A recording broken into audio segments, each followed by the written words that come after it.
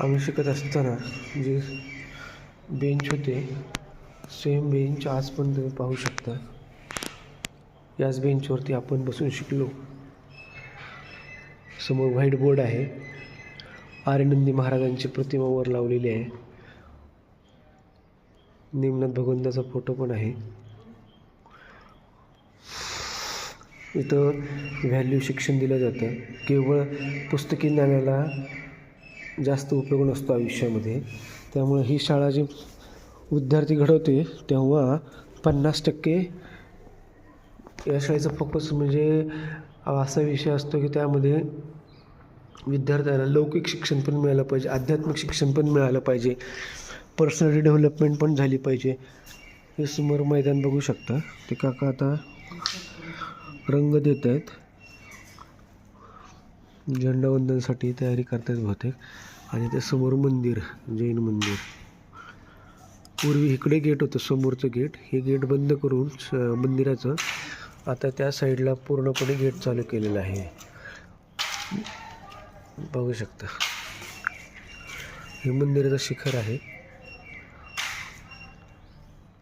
अशीच माणसांची प्रगती, शिखरासारखी प्रगती झालेली आहे इथे शिकून गेले विद्यार्थ्यांची.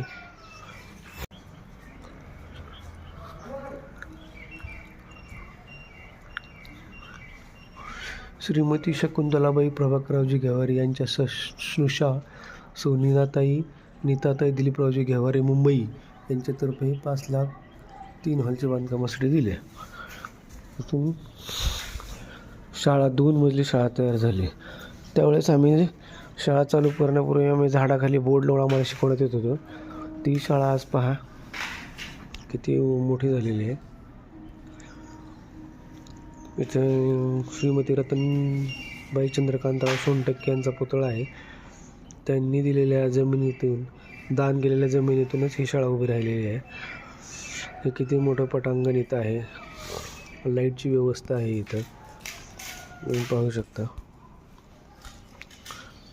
आणि ते आर्यनंदी महाराज वाचनालय.